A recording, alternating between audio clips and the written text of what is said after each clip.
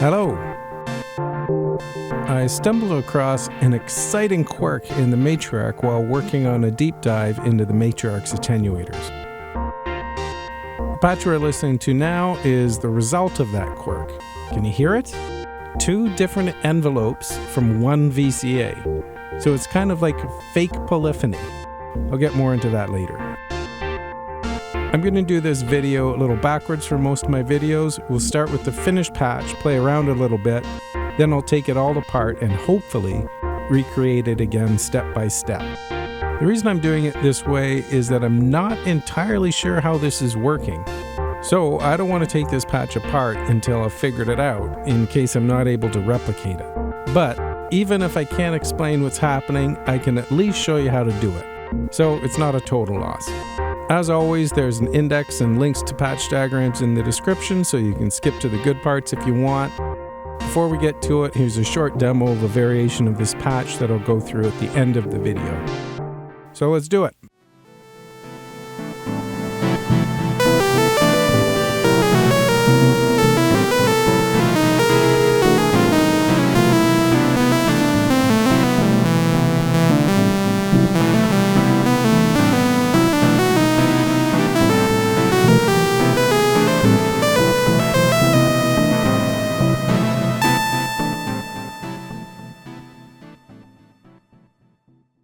Okay, let's start by recording a new sequence, just switching into record mode, and I'm going to record a bunch of 4-note chords. What should I do here? How about this? Okay, and I'll add a rest. Done. Like I said earlier, we're going to go through this patch step by step in a moment, but like I said, this patch was kind of a happy accident. I didn't know the Matriarch was capable of this, so I'm going to leave the patch as is as I demo it to make sure nothing changes. So all you really need to know now is that in global settings, I've got sequence keyboard control set to off. And we'll go through that setting a little bit more in depth later on in the video. Okay, let's hear that sequence I just recorded. Okay, that'll do. Now let's add in the filter modulation. Gonna do stereo filter modulation. So we got a patch into cutoff for VCF 1 and 2. There we go. So I'm using the step triangle wave to modulate the filter at the moment. And let's add some delay. Got it synced to the arpeggiator. Sounds good. Okay, one of the things it says in the manual is that with sequence keyboard control set to off, you can play along with the sequence. But if I hit a key, the sequence stops. And it will start again when I release a key. So you can see the problem. How can you play along with something as soon as you hit a key, it stops playing? But it's not supposed to work like that anyway. We'll get into how Moog expects you to use sequence keyboard control off later on in the video. But for now, I'm going to show you a little hack. I'm patching gate out of the sequencer to trigger input on the amp envelope generator. And check it out. If I hit a key now, the sequencer keeps going. And that's not even the best part. As you can hear, one of the oscillators, oscillator 1 in this case, is now getting its pitch information from the keyboard, not the sequencer. So I'm soloing oscillator 1, and when I hit a key, the keyboard pitch CV overrides the sequencer CV. When I let go, it goes back to the sequencer. But unfortunately, sometimes you'll see. Oh, it just happened. It's a little buggy. Sometimes, depending on where you are in your sequence, hitting the keyboard won't override the sequencer. But we can fix that by hitting the hold button on the keyboard. Now, oscillator 1 will always be locked to the keyboard. It'll never go back to playing the sequence. So let's bring those other oscillators back in. Cool. And I'll just play around a little bit. Let's make oscillator 1 stand out a little bit. I'll move it up an octave and change its wave shape to saw wave. All the others are pulse wave at the moment. I didn't think the Matriarch could do this without some serious heavy-duty patching, so I was pretty happy when I stumbled across this. That oscillator is still not really standing out, so I'm just going to bring down oscillator 2, 3, and 4 and bring up oscillator 1 so we can really hear our solo voice.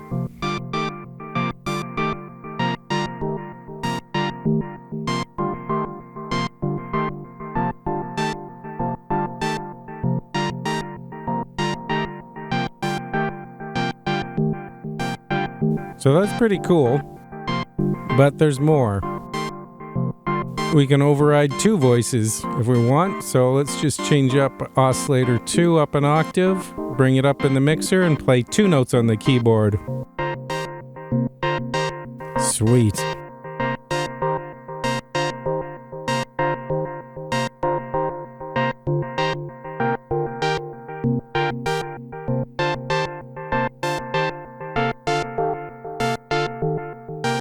Wow, that is super cool.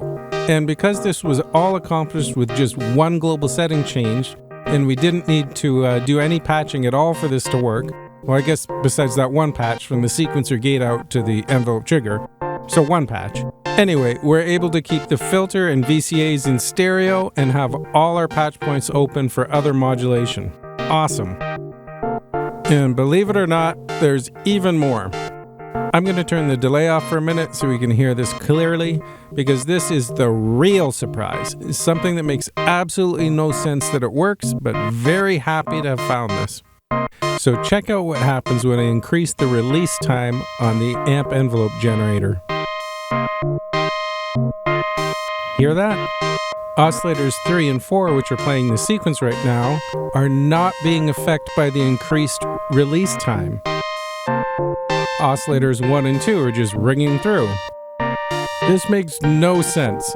We're using the same envelope generator and the same VCA to control all the voices, but somehow we're getting a polyphonic instead of paraphonic response, which is not supposed to be possible on the Matriarch. I'm still just floored that we can do this. Let's put the release back to 0, and I'll show you that again. I still can't believe this. So there's our oscillators 3 and 4 not being affected by the release time.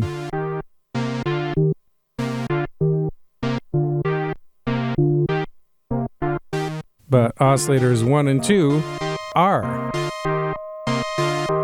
So again, mind-blowing.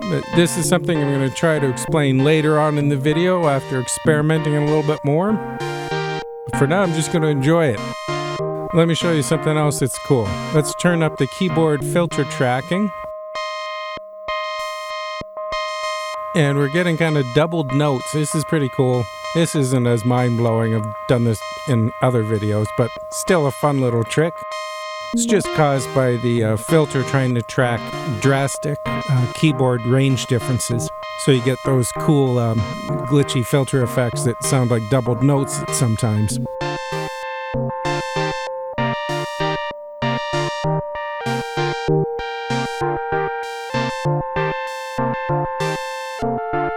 All right, let's put the delay back in. I'll play around a little bit more before we do our walkthrough.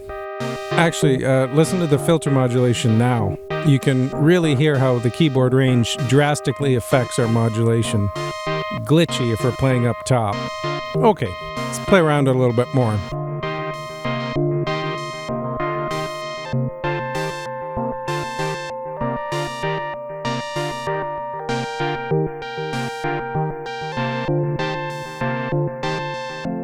Oops, you do have to be careful while you're playing, because if you hit more than 2 notes, you're going to override another note of the sequence. That's what I just did, so just be careful when you're playing. This will work great.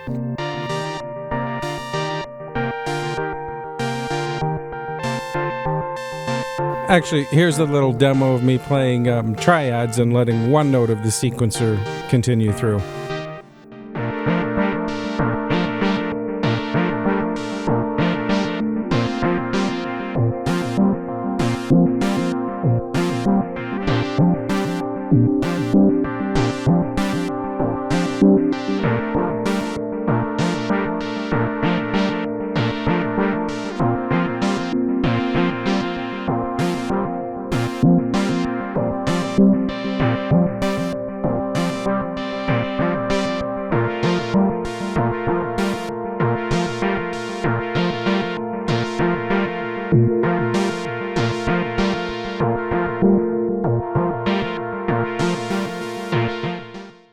Okay, I stumbled across this because I was in the middle of making a video about attenuators, which I'm still going to release. I'll release that a little later on. The only thing that's a bit of a drag with this happy accident fake polyphony patch is that the voices controlled by the keyboard are still kind of locked to the rhythm generated by the sequencer. So if we want full independence, we need a third VCA. So we're going to use one of the Matriarch's super awesome attenuators to do this. The attenuators on the Matriarch are really so much more than just simple attenuators. They're incredibly powerful, but I'll save all that for the attenuator deep dive video coming out soon. I've used attenuators as VCAs in some of my other videos, and I'll go through how to do it in this patch in detail later. For now, all you need to know is that I've patched directly out of the attenuator into my computer interface. And now we have a fully independent voice with 3 other stereo paraphonic voices being controlled by the sequencer. Awesome.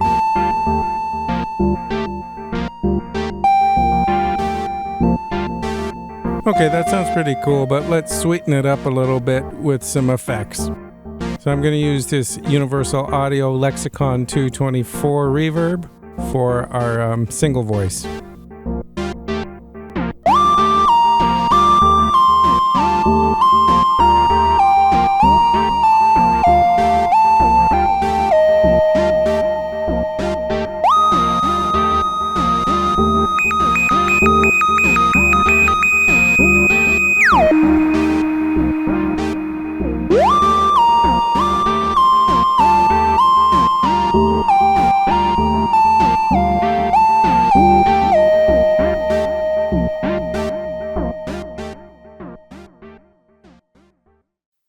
Okay, let's take this thing apart and start from scratch, and I'll explain what's going on. Although there is the VCA polyphony mystery that I'm not entirely sure I'll be able to explain, we might have to chalk that up as one of the magical quirks of the Matriarch, but most importantly, I'm really hoping that it still works when I take it apart. Going into global settings and restoring the defaults by holding the lowest and highest black keys. If it works, you'll see the lights flash. And now the scary part, turning the Matriarch off and on again. There have been a few times I've come up with a great patch, sometimes involving a quirk like this, and after a restart the patch just is not the same. So, keeping my fingers crossed, this is not a programming bug that will be erased when I restart. Alright, we'll start by setting up a keys patch with some interesting filter and pulse width modulation. Alright, we gotta go into 4 voice mode of course, and let's get rid of the delay for now. For now, I'm going to put the oscillators all in the same octave and set them all to the same wave shape. Going to use pulse waves. In the mixer now, I've got them all around 12 o'clock. Let's just bring them down a little bit, close to 9. And I'm going to leave spacing at 0, key tracking, and most importantly, envelope amount at 0, and filter cutoff in the middle. I'm going to use an LFO, not an envelope, to modulate the filter, and I'm going to do it in stereo. So that's why we've got to keep envelope amount at 0. And the filter cutoff and spacing are centered, so the filter modulation will be pretty much equal on both sides. It means the patch is going to be fairly dull now without any modulation, but we'll sort that out soon enough. Okay, let's review the Matriarch's envelope sustain and release behavior. If sustain is at 0 and you press and hold the keys, the envelope will ignore the release stage of the envelope. It will act more like an AD or attack and decay envelope. But if I release the keys quickly before the decay stage is complete, then the envelope will behave like an ADR envelope, attack, decay, and release. I have a feeling that this envelope behavior coupled with the hold button has something to do with the fake polyphony that we'll shortly be experiencing, but it still doesn't explain it completely. Anyway, let me demonstrate that envelope behavior quickly. There's our AD, and there's our ADR. So let's keep sustain at 0, bring release down at 0 for now, and just increase the decay time. Cool. Remember, envelope amount at 0. Okay, let's record another sequence, something different than the first example, just so this video isn't super boring. I'm going to add a bunch of rests and keep sort of a chordal harmony happening. Sure. Okay. Let's hear that.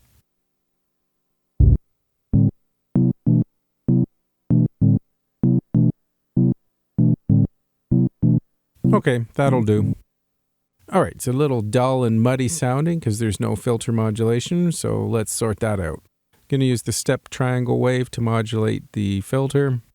Could just use the cutoff amount in the mod bay to do this, but I've got to bring up the mod wheel. But if we do it this way, we're just going to get mono modulation of our filter. I did a whole video about the step triangle wave in particular. So if you're not 100%, you might want to check out that video. But let's patch this so we get some stereo filter modulation. Okay, so I'm going to patch wave out of the mod bay into this molt. And out of the molt, we're going to go directly into filter 1's cutoff, CV cutoff input. And we'll go out of the molt again. We're going to go into an attenuator. And here we're going to invert the CV. And of course, we're going to go out of that attenuator into filter 2's cutoff CV input. And there we have it. Some stereo filter modulation synced to the arpeggiator. And you know what? Let's try attenuating the filter modulation slightly so we're not getting such huge changes. I'm just going to use a Splix passive mixer and patching that between the wave out and the molt. And there we go. Now our modulation isn't so drastic. But I think I do want a little bit more of a range. That's cool. Nice. And I'm going to use the scope later on in the video, so I might as well hook it up now just so that we're 100% clear on what's going on with our inverted modulation. So just using these molt cables so I can patch into my scope, but haven't actually changed anything. So on the scope, we're going to see our modulation directly from the wave out as well as the inverted CV from the attenuator. Remember, to invert a wave, all you have to do is turn the attenuator fully counterclockwise. And there you go. You can see our two waves, mirror image of each other. Okay, now let's set up some pulse width modulation. I could, of course, modulate the pulse width using the step triangle wave by simply turning up the knob in the mod bay. But I want some variation, so I'm going to use the Utility LFO. I'm going to patch that into an attenuator. The attenuator, of course, is controlling the depth of modulation. You have to be careful when modulating the pulse width of a square wave that you don't modulate it down to such a narrow pulse that you can't hear it. And I've patched out of the attenuator into a molt. The pitch inputs on the Matriarch are normaled. The pulse width is not. Let me show you. So I'm just going to patch it directly into the pulse width of oscillator 1. We get rid of the filter modulation just for clarity. Okay, I'm not hearing anything right now. It's probably because it's pretty dark. So we're just going to turn down oscillators 2, 3, and 4. And you can clearly hear the pulse width modulation. So let's listen to oscillator 2. No pulse width modulation at all. So the pitch and linear FM inputs on the oscillators are normaled left to right. But the pulse width modulation inputs are not normaled. So if I want to modulate the pulse width of all the oscillators, I'm going to have to molt my mod source and patch it directly to each pulse width modulation input. But I think for now, I'm just going to modulate the pulse width of oscillators 3 and 4 because I'm eventually going to change the wave shape of oscillators 1 and 2 to saw waves. Okay, we don't need it to go into audio rate, just a nice light pulse width modulation. And let's bring back in oscillators 1 and 2. They're still on pulse wave for a moment, but their pulse width is not being modulated. Okay, that's pretty much the basic patch, but I guess there is one more basic thing I should talk about. So let's get that sequence running again. And let's take a look at the behavior of the sustain on the amp envelope generator while the sequence is playing. Has pretty much no effect. That's because the decay on the amp envelope generator is basically as long as the sequencer gate length. Now we can change gate length in the global settings, but I'm going to leave it as is for now, and I'm going to speed up our sequence a little bit. Just so that's super clear, why don't we patch in the scope? Because understanding gate length might help us figure out how we're getting that fake polyphony. So we've got the arpeggiator gate out patched into the scope. You can see that clearly. And now let's patch the envelope out into the scope. Okay, let's bring up sustain. Now in the scope it looks like a big difference, but if we're listening you don't really notice it. So let's bring decay down. Now you can hear a difference. And okay, now let's bring up release. Big difference. The release stage starts after the gate is closed, as you can see. So if you have a long release, the VCA doesn't have enough time to fully close before the next note is triggered. Cool, but let's bring the release back down to 0 and I'll get rid of the scope. We're not going to need it for a bit. Okay, let's add in our delay. Going to sync it to the arpeggiator. And let's just mess around with delay time and try to find something that sounds good. Dot at eighth, I think that sounds pretty good. That's that weird 7/8 division, I think.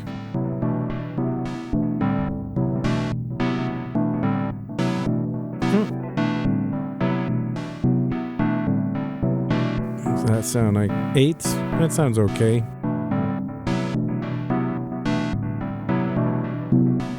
I think I'm going to go with this one. I'm going to stick with the dot at 8 and just bring the mix down a bit. It's a little messy, but I kind of like it. Okay, I'm going to read the excerpt from the manual about sequence keyboard control again, because I want this to be really clear. Okay, it says the keyboard and the sequencer can operate together or independently.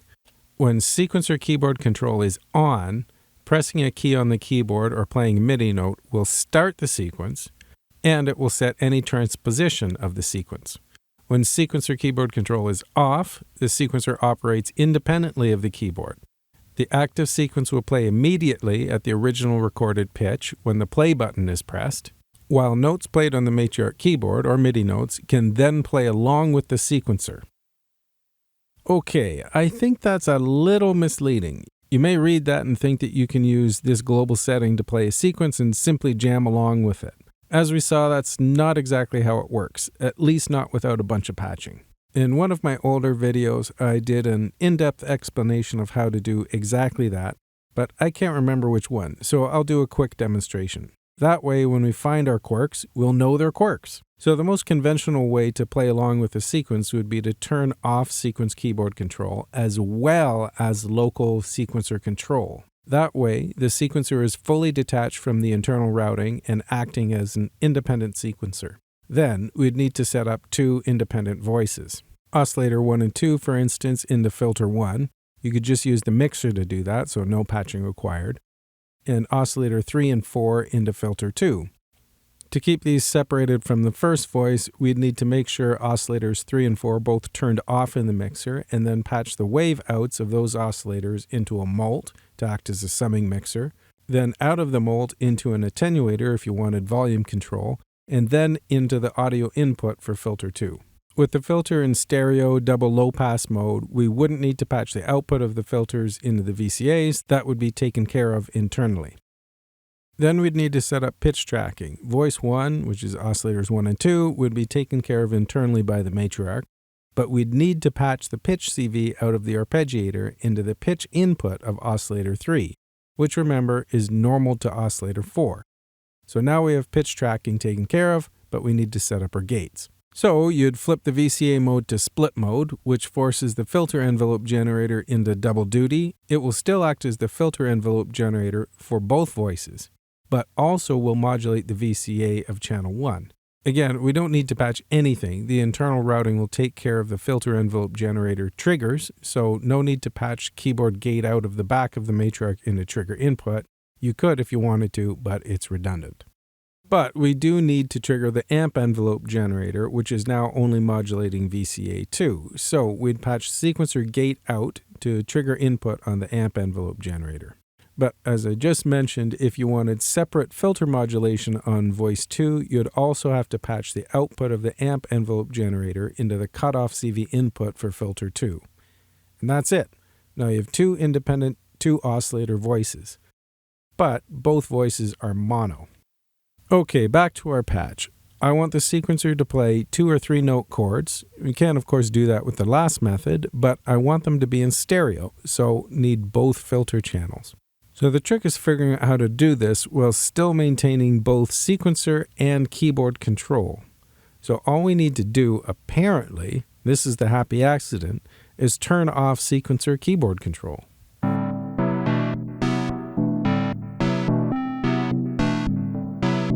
But we still can't play along, really. So like I showed earlier in the video, we just need to patch sequencer gate out to the trigger input on our amp envelope generator. Actually, I'm going to use a molt cable so I can patch this into the scope so we can see it. So patching arpeggio gate out into trigger input, and I'll also patch the gate out of the arpeggiator into the scope. And that's not working because I patched it wrong. Gate not pitch dummy. Okay, let's cross our fingers that this wasn't a fluke and everything's still working after the power off and reset. All right, it's working, hooray. So this is something that we can reproduce. Okay, let's just solo oscillator 1 for a moment. And we can hear that, let's put hold back on. And I'm going to flip it up to a saw wave so it sounds a little bit different than the other oscillators, and we'll bring them back in. Okay, now the real head scratcher is how the Matriarch's VCA is doing this. Okay, so let's patch amp envelope out into the scope. And let's put release at 0. And with release at 0, everything's working the way you'd expect. The envelope is basically duplicating the envelope gate. Let's turn up oscillator 1 so it stands out a little more. The sequencer's gate output is triggering the amp envelope generator, so all oscillators should have the same envelope. But for some reason, with release high, the notes that you play on the keyboard have a longer release. This should not be possible, and I still don't understand why this is working. Theoretically, you'd need 2 VCAs, but as you can see, the sequencer is following the gate length and the keyboard's following the envelope. So I can't figure it out, so I'm just going to go with it. Think of it as a Matriarch VCA miracle and just have some fun. Sounds so cool. Okay, let's experiment a little bit with the envelope shapes. Okay, with release at 0, everything's behaving the way you'd think it would behave. Let's get rid of that delay. And let's bring up sustain to full. And just like last time, we're getting a slight audible difference. Let's bring up release again. Actually, I kind of like this better with full sustain.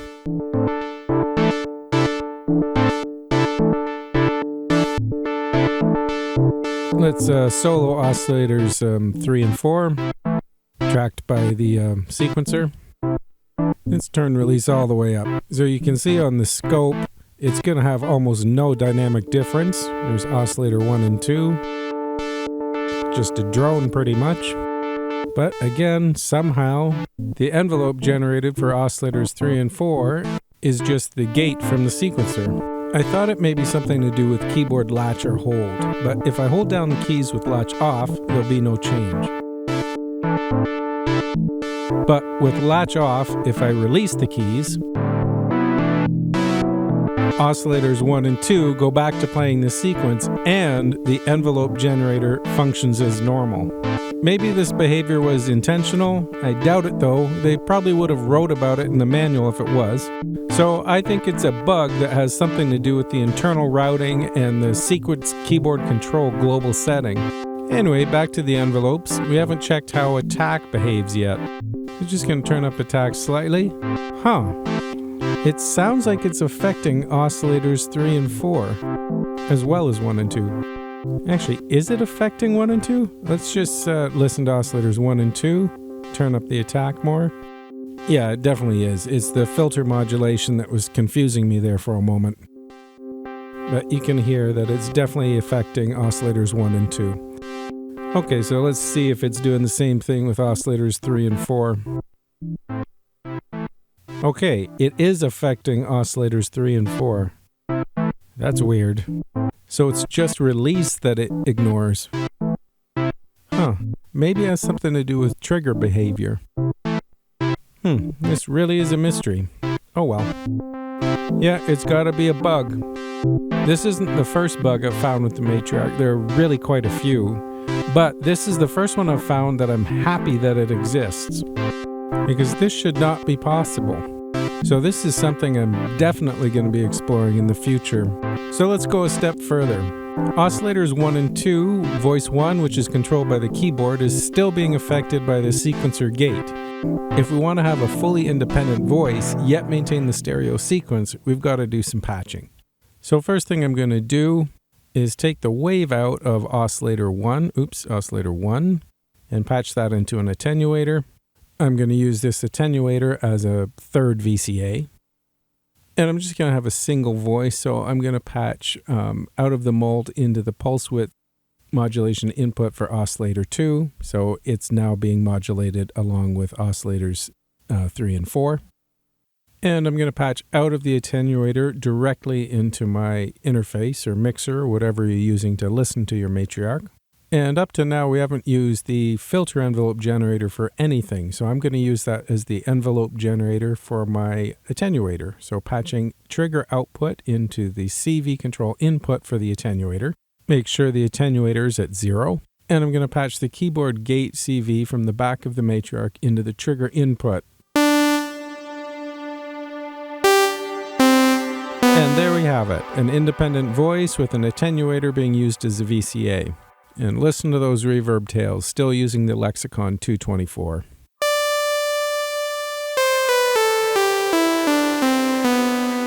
Just absolutely love this reverb. I'll leave it on saw wave for now, I think. Make sure oscillator 1 is turned down in your mixer. And let's get that sequencer going. Okay, let's get keyboard latch on. Okay, I'm not sure if you're going to be able to tell, there's really so much going on, but we've found yet another bug, and this one unfortunately is not a good one. There. So it seems if you hit a key at the same time that a gate is being triggered by the sequencer, the envelope will not trigger. So this patch sounds cool, but a little tricky to play. But anyway, that's it for now, I guess. Just going to play around a little bit. Thanks for watching. I hope you learned something new and that you're as excited as I am about this weird quirk.